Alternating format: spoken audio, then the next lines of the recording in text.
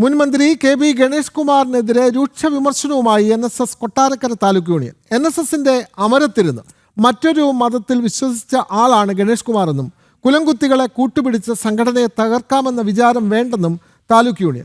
ഇന്ന് ചേർന്ന പൊതുയോഗത്തിലെ പ്രമേയത്തിലാണ് ഈ വിമർശനം.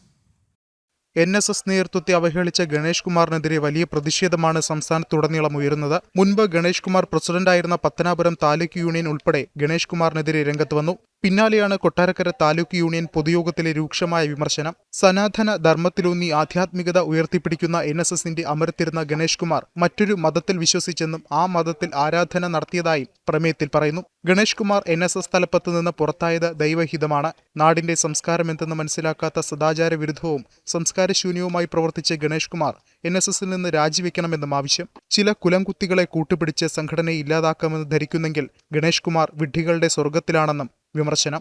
അതേസമയം ഗണേഷ് കുമാറിന് മന്ത്രിസ്ഥാനം കിട്ടാൻ ബാലകൃഷ്ണപിള്ളയെ അനുനയിപ്പിച്ചത് സുകുമാരൻ നായരാണെന്നും പ്രമേയത്തിൽ പറയുന്നുണ്ട്. ഗണേഷ് കുമാറിന്റെ തെറ്റായ പ്രവർത്തനം പത്തനാപുരത്തെ ജനങ്ങൾ മനസ്സിലാക്കിയതുകൊണ്ടാണ് തെരഞ്ഞെടുപ്പിൽ പരാജയപ്പെടുത്തിയതെന്നും താലൂക്ക് യൂണിയൻ വ്യക്തമാക്കി. ജനം, കൊല്ലം.